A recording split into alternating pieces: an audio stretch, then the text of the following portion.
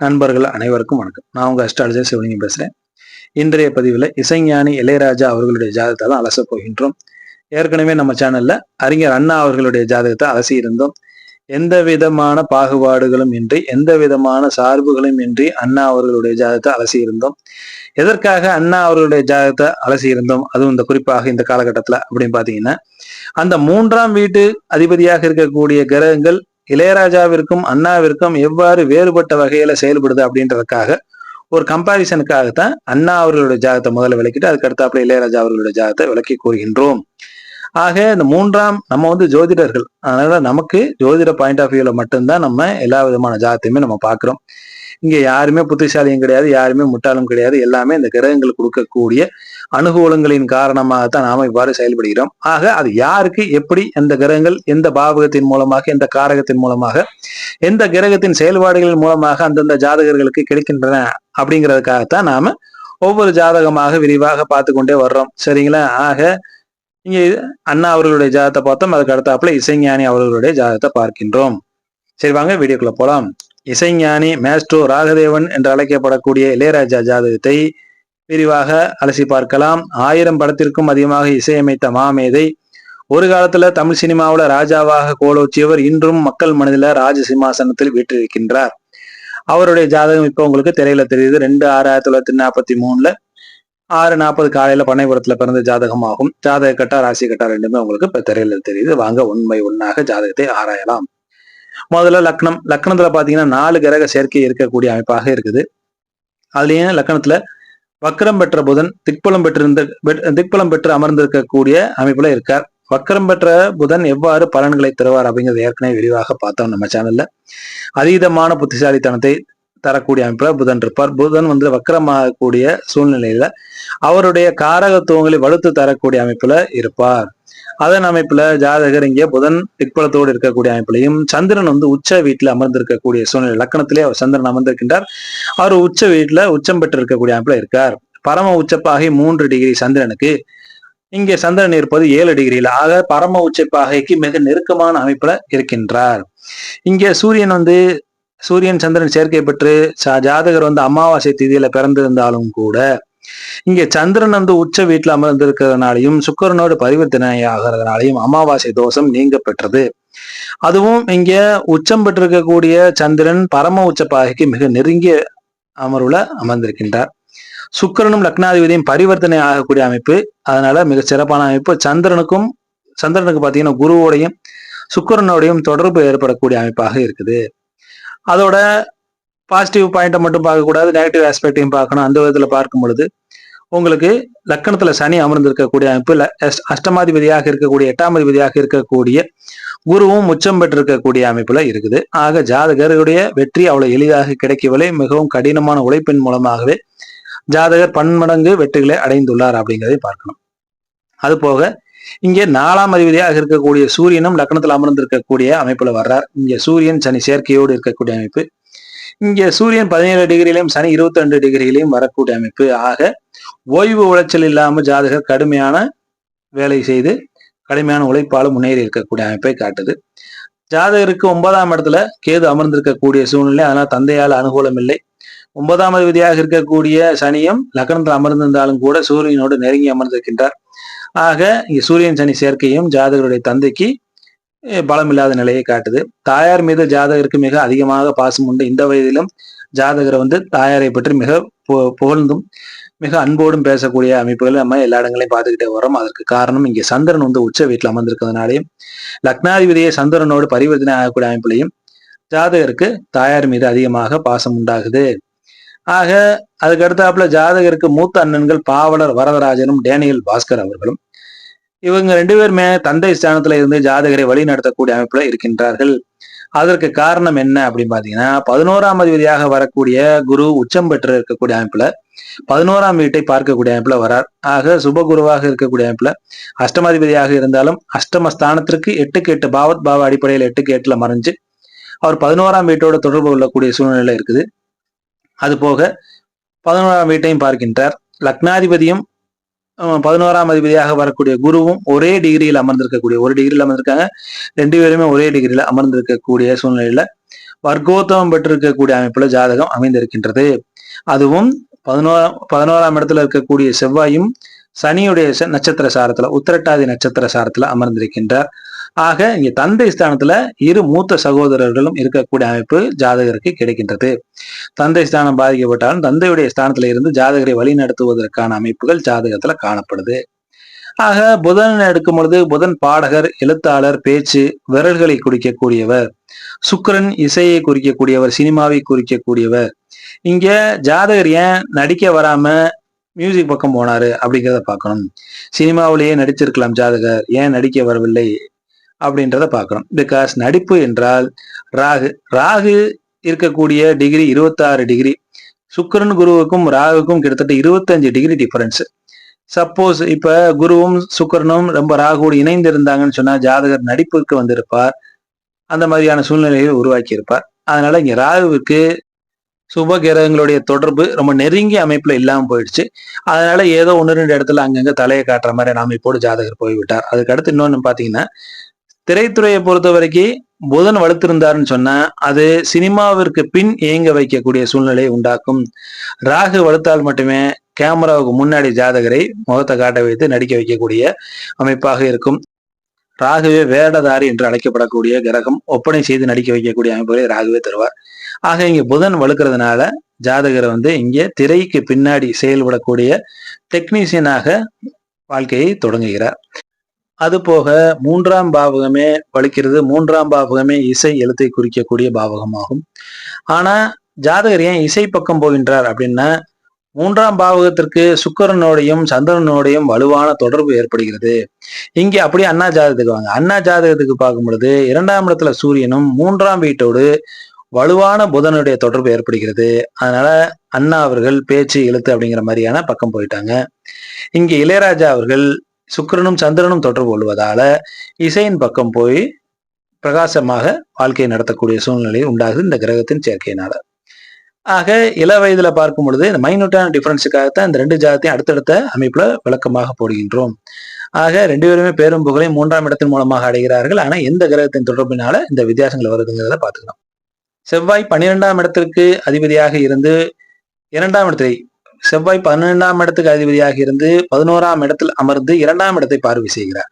ஆக குடும்பத்துல கடுமையான வறுமை இள வயதுல ஏற்படுது. 14 வயதுல செவ்வாய் திசை புதன் புத்தியில படிப்பு பாதிக்கப்படக்கூடிய சூழ்நிலையில் உண்டாக்குது. பொதுவாகவே செவ்வாய் தசை புதன் புத்தி, புதன் தசை செவ்வாய் புத்தி படிப்புகள்ல தளங்களை ஏற்படுத்தக்கூடிய அமைப்பாகும். இங்க தந்தை ஸ்தானம் பாதிக்கப்பட்டு 2ஆம் இடமும் பாதிக்கப்பட்டிருக்கக்கூடிய சூழ்நிலையில ஜாதகருக்கு கடுமையான வறுமையின் காரணமாக படிப்பை பாதியில விடுவதற்கான அமைப்புகள் ஏற்படுது. ஆனாலும் கூட வக்ரம் பெற்றிருக்கக்கூடிய புதனும் திக்பலம் பெற்றிருக்கக்கூடிய புதன், உச்ச சந்திரனோடு தொடர்பில் இருக்கக்கூடிய புதன், மறைமுகமான சுக்கிரனுடைய தொடர்புல இருக்கக்கூடிய புதன் அனுபவ பாடத்தின் மூலமாக ஜாதகரை வாழ்வில் முன்னேற்றுகிறார். 18 வயதுல ராகு தசை தொடங்குது. இந்த 14 வயசுல படிப்பை கெடுக்கக்கூடிய செவ்வாய் வீட்டிலேயே தாயாரோடு அதிகமான நாட்டுப்புற பாடல்கள் கத்துக்க மாதிரியான அமைப்பில் உண்டு பண்ணித்தரார்.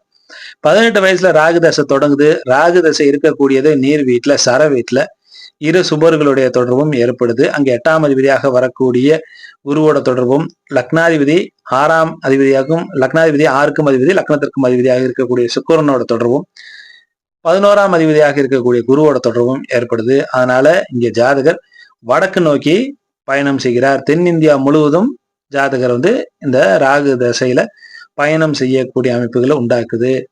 இசை கச்சேரியை இவங்க அண்ணனோடு சேர்ந்து டிராவல் பண்றாரு. இசை கச்சேரிகளை இவங்க அண்ணனோடு சேர்ந்து தென்னிந்தியா முழுவதும் கிட்டத்தட்ட 20,000 இசை கச்சேரிகளை நடத்தி இருப்பதாக இளையராஜா அவர்களே சொல்கிறார். நாடகம் கச்சேரின்னு ரொம்ப பிஸியாக இயங்கக்கூடிய காலமாக இந்த ராகு தசை செயல்படுது. பாவலர் பிரதர்ஸ் என்ற பெயரிலேயே இவர்களுடைய ட்ரூப்பு மென்மேலும் பேரையும் புகழையும் பெறக்கூடிய அமைப்புகளை உண்டாக்குது. ஆக 8ஆம் அதிபதியாக இருக்கக்கூடிய குருவுடைய தொடர்பும் 6ஆம் அதிபதியாக இருக்கக்கூடிய சுக்கிரனோட தொடர்பும் பெறுவதனால ஜாதகரை வெளியே நகர்த்தி நல்ல பேரையும் புகழையும் வாங்க வைக்குது. இங்க 8க்கும் 6க்கும் தொடர்பு இருந்தாலும் கூட குரு 11ஆம் இடத்திற்கும் அதிபதி, லக்னத்திற்கு சுக்கிரன் அதிபதி அப்படிங்கிறதுனால ஓரளவுக்கு அவருக்கு நன்மையும் செய்யக்கூடிய சூழ்நிலையில உண்டாகுது. ஏன் திரும்ப திரும்ப சொல்றேன்னா, 6, 8 தொடர்பும் ராகுக்கு ஏற்படுது. அதோட லக்னம் 11ஆம் இடமும் தொடர்பும் ஏற்படுது. ஆக இந்த 4 வீட்டுடைய வேலையும் இந்த ராகு செய்வார், நிச்சயமாக செய்வார். அப்படிங்கிற அமைப்புல ராகு என்ன செய்யறாரு, வெளியில கூட்டு போய் கஷ்ட நஷ்டத்தோடு வாழ வைத்து அதன் மூலமாக ஜாதகருக்கு லாபங்களையும் உண்டாக்கக்கூடிய சூழ்நிலைகளையும் நிறைய விஷயங்களை கத்துக்கக்கூடிய அனுபவத்தால பாடத்தை ஏற்படுத்தக்கூடிய சூழ்நிலையை உண்டாக்குறார். அப்படிங்கிறதுக்காகத்தான் இங்க விரிவாக மறுபடியும் 2 தடவை சொல்றேன். சரிங்களா? அடுத்து அதோட என்ன செய்யறாருன்னா, இங்க 11ஆம் அதிபதியாக இருக்கக்கூடிய குருவோட தொடர்பு ராகுக்கு ஏற்படுவதனால அவரே 3ஆம் இடத்துலயும் நின்று தசை நடத்துறதுனால அண்ணன்களாகிய இரு அண்ணன்களோடும் தம்பியோடையுமே ஜாதகர் வெளியூருக்கு சுத்த போறாரு. இங்க ராகு எப்பொழுதுமே ஜாலியாக சந்தோஷமாக சுத்திக்கிட்டு இருக்கக்கூடிய கிரகம். அந்த அமைப்புலையும் ஜாதகர் வெவ்வேறு இனக்குழுக்களோடு வெவ்வேறு மக்களோடு பழகக்கூடிய சூழ்நிலைகள் ஜாதகருக்கு ஏற்படுது. எப்போதுமே தெரிஞ்சுங்க, 3ஆம் இடம் என்பது வெற்றியை குறிக்கக்கூடிய இடம், சங்கீதத்தை குறிக்கக்கூடிய இடம், இளைய சகோதரத்தை குறிக்கிறது, காது, பராக்கிரமம், கஷ்ட போஜனத்தையுமே 3ஆம் இடம் குறிக்கும். ஏன்னா இது 4க்கு 12ஆம் இடம் இல்லையா? ஆக இங்க சுகமாக நல்லா நிம்மதியா படுத்து தூங்கணும், வீட்டுல போய் ஃபேனை போட்டு படுத்து தூங்கணும்னு இல்லாம கிடைக்கிற இடத்துல படுத்து தூங்குற மாதிரியான அமைப்புகள் உண்டு உணர்த்தக்கூடிய அமைப்பு 3ஆம் இடத்திற்கு உண்டு. ஆக கஷ்ட போஜனத்தை தரக்கூடியது. இது தாய்க்கு 4ஆம் பாவமாக வரக்கூடிய தாய்க்கு 12ஆம் இடம் என்பதனால தாய் வசனத்தை குறிக்கக்கூடியது. தாயாரை பற்றிய கவலை, தாயாரை பிரிந்திருக்கக்கூடிய கவலைகளை குறிக்கக்கூடிய பாவகம் 3ஆம் பாவகம். அதே போல குரல் வளத்தையும் குறிக்கக்கூடியது, நரம்புகளை குறிக்கக்கூடியது, பிரயாணத்தை குறிக்கக்கூடியது 3ஆம் பாவகம். ஆக ராகு தசை, சுய புத்தி, குரு புத்தி, சனி புத்தி 1961 1968 வரைக்கும் ஜாதகர் கடின உழைப்பை தரக்கூடிய அமைப்பு. ஏன்னா ராகுவிற்கு சனியோட பார்வை இருக்குது அப்படிங்கிறதையும் மறந்து விடக்கூடாது. ராகு தசை அவ்வளவு எளிமையாக எதையும் தராது. ஆக இங்க சனியோட பார்வை இருக்கிறதுனால கடின உழைப்பின் காரணமாக ஜாதகர் வாழ்க்கையை நடத்தக்கூடிய சூழ்நிலை உண்டாகுது. புதன் புத்தி தொடங்குது 1969. இந்த புதன் புத்தி ஜாதகரை சென்னைக்கு வருகை தர வைக்கிறது. ப்ரொஃபசர் தன்ராஜிடம் ஜாதகர் இசையை கற்றுக்கொண்டுகிறார். ப்ராப்பராக மியூசிக், அதாவது மெல்லிசை, பாரம்பரிய இசை, கர்நாடக இசை, மேற்கத்திய இசை என்ற பல வகையான இசைகளை கற்றுக்கொள்கிறார். அதுல பாத்தீங்கன்னா கர்நாடக இசை குன்னக்குடி வைத்தியநாதனும் கற்றுக்கொள்கிறார். அது போக ட்ரினிட்டி லண்டன் காலேஜில் மியூசிக் காலேஜில் கிளாசிக்கல் கிட்டார் கத்துக்கிறார். அதுல கோல்டு மெடலிஸ்டாகவும் தேர்வு ஆகிறார். இங்க புதன் புத்தி கேது புத்தி ரெண்டுமே சிறப்பாக அமையக்கூடிய புத்தி. 9ஆம் இடத்துல கேது இருக்கார். ஆக 9ஆம் இடத்துல இருக்கக்கூடிய கேதுவுக்கு குரு சுக்கரனுடைய தொடர்பு ஏற்படுது. ஆக இங்க சுக்கிர புத்தி வரைக்கும், புதன் புத்தி, கேது புத்தி, சுக்கிர புத்தி வரைக்கும் ஜாதகர் நிறைய விஷயங்களை கத்துக்கிறார். ஆக இங்க சுக்கிர புத்தி வரைக்கும் வெறும் ராஜாவாக இருந்தவர் இளையராஜாவாக ப்ரமோட் ஆகிறார். ஏன்னா நிறைய விஷயங்களை கத்துக்கிறார். அந்த ராகுதசை என்ன செய்யுதுன்னா, பிற்காலத்தில் வரக்கூடிய யோகங்களுக்கு ஜாதகரை தயார்படுத்துது, ஜாதகரை தகுதிப்படுத்துது. ஏன்னா வெற்றி ஒண்ணுமே இல்லாத, திறமை இல்லாதவனுக்கு யாருக்கும் வெற்றியை கொடுக்க முடியாது கிரகங்களால. அதனால ஜாதகரை தயார் நிலைக்கு ராகு தசையுடைய புதன் புத்தி, கேது புத்தி, சுக்கிர புத்தி தயார்படுத்துது.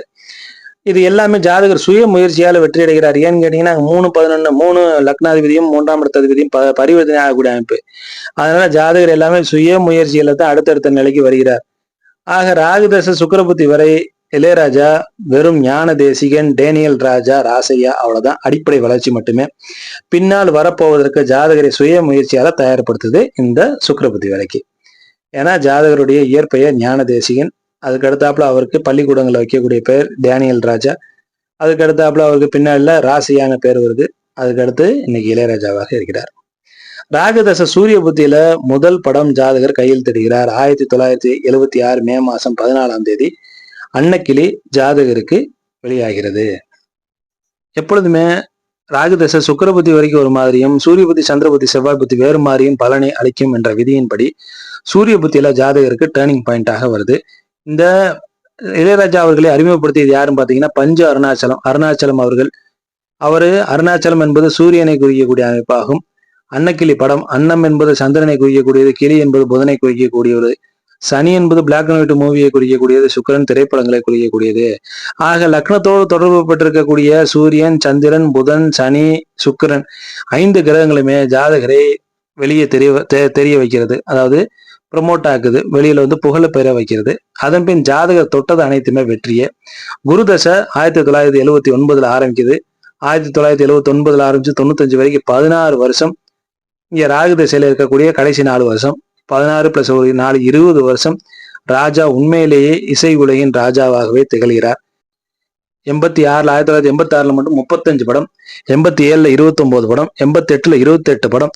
இது கொடுத்த வெற்றி செருக்கு என்ன செய்யுதுன்னா 1988ல அக்கினி நட்சத்திர படத்துல கோட்டை இல்லை குடியும் இல்லை அப்பவும் ராஜா என்று இளையராஜா அவர்கள் தன் குரலிலேயே பதிவு செய்கிறார். 89ல 31 படம், அதுல அபூர்வ சகோதரர்கள் படத்துல ராஜா கைய வச்சா அது ராங்கா போனதில்லை என உறக்கச் சொல்கிறார் இந்த உலகத்திற்கு இளையராஜா அவர்கள். 90ல 36 படம். இந்த 5 வருஷ காலகட்டம் மட்டும் 160 படத்துக்கு மேல ராஜா இசையமைத்திருக்கிறார். குருதச சுக்கிரபுத்தி ராஜாவிற்கு மாபெரும் வெற்றிகளை தருது. பல வெற்றிப்படிகளை ஜாதகர் தாண்டுகிறார். ஆக பல ரெக்கார்ட் பிரேக்கர்களை செய்கிறார். இங்கே சுக்கிரன் லக்னத்திற்கு அதிபதி 11ஆம் அதிபதியோடு இணைந்து 3ஆம் இடத்துல அமர்ந்திருக்கின்றார். அதனால எடுக்கும் முயற்சிகள் அனைத்துமே வெற்றி, அனைத்துமே லாபங்களை கொடுக்கக்கூடிய சூழ்நிலை. ஆனா இங்க இன்னொரு விஷயத்தையும் பார்க்கணும். இங்க அஷ்டமாதிபதியாக வரக்கூடிய குருவினுடைய திசையில 6ஆம் அதிபதியாக வரக்கூடிய சுக்கிரனுடைய புத்தி. அப்ப இங்க ஒரு சில தீங்குகளை செய்யணும் இல்லையா? என்ன செய்யுதுன்னா இந்த பீரியட்ல ஜாதகருக்கு ஞான செருக்கு உருவாக்கிய காலகட்டமாக அமைந்து பல முன்னணி இயக்குனர்கள் பாலச்சந்திர, மணிரத்னம், அப்புறம் பார்த்தீங்கன்னா உங்களுக்கு வந்து முத்துராமன், இது போல பல இயக்குனர்களோடு பகிர்ந்து கொள்ளக்கூடிய சூழ்நிலை உண்டாகுது. அதனால ஜாதகர் வந்து நிறைய முன்னணி இயக்குநர்களோடு சேர்ந்து பணிபுரிவதற்கான வாய்ப்புகளை இழக்கிறார். 1992ல ரோஜா ரிலீஸ் ஆகுது. ஏஆர் ரஹ்மான் உருவாகிறார். எந்த காலகட்டத்துல? இதே காலகட்டத்துல ஜாதகர் வந்து உச்சத்துல இருக்கக்கூடிய காலகட்டத்துல ரோஜா ரிலீஸ் ஆகுது. அதற்கு முக்கிய காரணம் ஜாதகர் பல முன்னணி இயக்குநர்களை, குறிப்பாக பாலச்சந்தர், மணிரத்னம் போன்றவர்களை பகைத்துக் கொள்வதால இங்கே ஏஆர் ரஹ்மான் உருவாகிறார். அங்க ரோஜா படம் ரிலீஸ் ஆகுது. 1995 வரை ராஜா கோலோச்சிய சினிமா ஏஆர் ரஹ்மான் வசம் 1995க்கு பிறகு செல்கிறது. ஏன்னு கேட்டீங்கன்னா இங்க சனி பாதகாதிபதியாக வருகிறார். 3, 7, 10 3 இடத்தையும் பார்த்து கெடுப்பார். ஏன்னு கேட்டீங்கன்னா அவருடன் உடன் இணைந்திருப்பது சூரியன், ரொம்ப நெருக்கத்துல, இவருடைய ஆகாத சூரியனோடு ரொம்ப நெருக்கத்துல அமர்ந்திருக்கின்றார். தர்ம கர்மாதிபதியாக செயல்படக்கூடியவர் சனி, நட்பு கிரகமாக வரக்கூடிய கிரகம் லக்னாதிபதிக்கு நட்பு வீட்டில் அமர்ந்திருக்கின்றார். அதனால டோட்டலாக ஜாதகரை ஃபீல்ட் அவுட் செய்யவில்லை, அது மட்டுமே அவர் சனியால கொடுக்க முடிஞ்சது. ஏன்னு கேட்டீங்கன்னா இங்க லக்னாதிபதியும் லக்னமும் வலுவோடு இருக்கிறதுனால ஜாதகர் டோட்டலாக ஃபீல்ட் அவுட் ஆகல, ஏதோ ஃபீல்டுல இருக்கக்கூடிய சூழ்நிலை இந்த சனி தசை முழுக்கவே ஜாதகருக்கு தருது. புதன் தசை ஜாதகரை மீண்டும் அங்கீகாரத்திற்கு பெற்று தருகிறது, உள்ள அங்கீகாரத்துக்குள்ள ஃபீல்டுக்குள்ள கொண்டு வருது 2014க்கு அப்புறம். 2018ல புதன் சுக்கிர புத்தியில, புதன் தசையில சுக்கிர புத்தியில பத்ம விபூஷன், ஏன்னா லக்னத்தில் இருக்கக்கூடிய லக்னாதிபதி கிரகம் வந்து அங்கீகாரத்தின் கௌரவத்தை பெற்று தரும் என்ற அமைப்பின் பிரகாரம் பத்ம விபூஷன் பட்டம் ஜாதகருக்கு வழங்கப்படுகிறது. 2020 வாக்குல சூரிய புத்தி சமயத்துல ஜாதகருக்கு அரசியல் தொடர்புகள் ஏற்படுகிறது. அங்கு சனியோடு சேர்க்கை பெற்றிருக்கிறதுனால் நேரடியாக சூரிய புத்தியில ஜாதகருக்கு எந்த விதமான பட்டம் பதவிகளை பெற்றுத்தர இயலவில்லை. சனி வந்து பாதகாதிபதி, அதனால சூரியன் வந்து தரக்கூடிய அரசியல் தொடர்புக்கு ஜாதகருக்கு எப்படி இருக்கும் நீங்களே கணிச்சுங்க. இங்க லக்னத்துல இருக்கக்கூடிய புதனின் தசை நடக்குது. ஆக அங்கீகாரம் கௌரவம் நிச்சயமாக பெற்றுத்தர வேண்டும் என்ற நோக்கத்துல புதனே 5க்கும் அதிபதியாக வரார் அப்படிங்கிறதையும் கவனத்தில் கொள்ள வேண்டும். அது பூர்வ புண்ணியஸ்தானாதிபதி. ஆக 2022ல லக்னத்தில் அமர்ந்திருக்கக்கூடிய புதனின் தசையில லக்னத்திலே உச்சம் பெற்றிருக்கக்கூடிய சந்திர புத்தியில ஜாதகர் வந்து பரிந்துரைக்கப்பட்ட எம்பியாக, அதாவது நியமன ராஜ்யசபா எம்பியாக பதவி ஏற்கிறார். லக்னத்தோடையும் ராசியோடையும் சூரியன் தொடர்பு கொண்டாலே கர்வத்தை ஏற்படுத்தக்கூடிய அமைப்பாகும். ஜாதகரை வந்து எப்படி பேசுவாருங்கிறது எல்லாருக்குமே தமிழ் உலகம் அறிந்ததே. ஜாதகர் பொது மேடையிலும் பொது வாழ்க்கையிலும் எப்படி பேசுவார், அவருடைய பேச்சு எப்படி இருக்கும் அப்படிங்கிறது எல்லாரும் அறிந்தது. அதற்கு காரணம் என்னங்கிறதை இந்த இடத்துல பார்ப்போம். ஏன்னா ஒரு நல்லதையும் பார்த்தாச்சு, இந்த விஷயத்தையும் பார்த்துருவோம். ஆக லக்னத்தோடும் ராசியோடும் சூரியன் தொடர்பு கொண்டாலே அங்கு கர்வத்தை ஏற்படுத்தக்கூடிய நிலையாகும். சந்திரன் இருப்பதும் பாத்தீங்கன்னா கார்த்திகை நட்சத்திரத்துல அது ஒரு நெருப்பு நட்சத்திரமாகும், ராட்சச குணத்தை கொண்ட நட்சத்திரமாகும், ராஜயோக நட்சத்திரமாகும். அதனால அதன் காரணமாகவே ஜாதகருக்கு கர்வத்தை உண்டாக்கும். நான் அதை கர்வம்னு கூட சொல்ல மாட்டேன், அதை ஞானச்செருக்கு அப்படின்னு சொல்லுவேன். ஞானச்செருக்கு, வித்யா கர்வம் அப்படின்னு கூட எடுத்துக்கொள்ளலாம். இங்க லக்னத்துல இருக்கக்கூடிய சூரியன் சனி சேர்க்க தொழில் வகையில பெரிய லெவல்ல யோகத்தை செய்தாலும் கூட அங்க நெருங்கிய உறவுகளை மதிப்பது, குழந்தைகள் பராமரிப்பு போன்ற விஷயங்களிலே கசப்புகளை ஏற்படுத்தவே செய்வார். ஆக இங்க சுக்கிரனோடு சூரியனுக்கும் சனிக்கும் தொடர்பு இருப்பதனால நல்ல விதமாகவே தொழில் ரீதியாக பெரிய லெவல்ல வெற்றியை ஜாதகருக்கு கொடுத்து விட்டார். பொதுவாகவே லக்னத்தோடு ரிஷப லக்னமாக இருந்து ரிஷப லக்னத்தோடு சுக்கிரன் தொடர்பு கொண்டாலே கர்வத்தோடு நடந்து கொள்ளக்கூடிய அமைப்புகளை ஜாதகருக்கு உண்டாக்கும். ஆனா லக்ன சூரியனும் லக்னத்துல இருக்கக்கூடிய சனியும் லக்னத்தோடு பரிவர்த்தனை ஆகி தொடர்பு பெறக்கூடிய சுக்கரனும் ஜாதகரை யாராலும் நெருங்க முடியாத எளிதில் அணுக பயம் கொள்ளும் கூடிய நபராக மாற்றுகிறது. மேலும் 5ஆம் அதிபதியாக இருக்கக்கூடிய புதன் லக்னத்துல திக்பலம் பெற்று குரு உச்சம் பெற்றிருக்கக்கூடிய அமைப்பு. அதனால குழந்தைகள் மீதும் அவர்கள் எதிர்காலம் மீதும் அதிகம் பாசம் கொண்ட நபராக ஜாதகர் இருக்கிறார். ஆனாலும் கூட பாவலர் வரதராஜன் அவர்களுடைய குழந்தைகள், அவருடைய மற்றொரு அண்ணனாக இருக்கக்கூடிய டேனியல் பாஸ்கர் அவர்களுடைய குழந்தைகள் என்ன ஆனார்கள், அவர்களுக்கு ராஜா என்ன செய்தார் அப்படிங்கிறதுல தெளிவு இல்லை. ஆனால் 4ஆம் இடமாக வரக்கூடிய சூரியனோடு சனி சேர்க்கை பெற்றிருப்பதனால் ஓய்வு இல்லாமல் ஜாதகர் இன்றும் இயங்கிக் கொண்டே இருக்கக்கூடிய கடினமான உழைப்பாளியாக, இயற்கையாகவே உடல் சுகத்திற்கு முக்கியத்துவம் கொடுக்காத நபராக ஜாதகர் இருக்கிறார். லக்னத்துல சனி இருப்பதும் 4ஆம் இடத்துல மாந்தி இருப்பதும் ஜாதகரை ஒரு எளிமையான தோற்ற உள்ள நபராக, பற்றற்ற வாழ்க்கை வாழக்கூடிய நபராக ஜாதகரை மாத்துது. லக்னத்துல சனி இருக்கக்கூடிய சூழ்நிலையில ஜாதகர் இறப்பு, ஆன்மா போன்ற விஷயங்களை பற்றி தெரிந்து கொள்வதிலும், இறப்பிற்கு அப்புறம் என்ன நடக்கும் அப்படிங்கிறத பத்தி தெரிந்து கொள்வதிலும், ஞான மார்க்கத்திலையும் அதிகமான ஈடுபாடு கொண்ட நபராக ஜாதகரை மாத்துது. லக்ன சனி தர்ம சிந்தனையை தருகிறது. இறப்பிற்கு பிறகு என்ன என்ன தேடல்களும் ஜாதகருக்கு ஏற்படுகிறது. அது போக 9ஆம் இடத்துல இருக்கக்கூடிய கேது, அப்புறம் ஞான மார்க்கம், இன்னும் தனிப்பட்ட வாழ்க்கையில நான் டீப்பாக போக வேண்டாம், பொது வாழ்க்கை மற்றும் பேசினால் போதுமானதுன்னு நினைக்கிறேன். ஆக இந்த ஜாதகத்தை பற்றி 3ஆம் இடம் எப்படி ஜாதகரை இயக்குகின்றது அப்படிங்கிறத பத்தி விரிவாக என்ற பதிவுல பார்த்தோம். நிச்சயம் இந்த பதிவு உங்களுக்கு பிடிச்சிருக்கும், நிறைய விஷயங்களை தெரிய வைத்திருக்கும் நம்புறேன். அண்ணாதுரை அவர்களுக்கும் இளையராஜா அவர்களுக்கும் இருக்கக்கூடிய ஜாதகத்துல இருக்கக்கூடிய ஒற்றுமைகளையும் வேற்றுமைகளையும் நீங்களே பார்த்து தெரிஞ்சுக்குங்க. இந்த பதிவு யாருக்கெல்லாம் பார்ப்பதற்கு விருப்பமாக இருப்பார்களோ அவர்களுக்கும் இந்த பதிவை பார்வையிட பண்ணுங்க, அவங்களும் பார்த்து தெரிந்து கொள்ளட்டும். மீண்டும் நல்லதொரு பதிவில் உங்களை சந்திக்கும் வரை விடைபெறுகிறேன். நன்றி, வணக்கம்.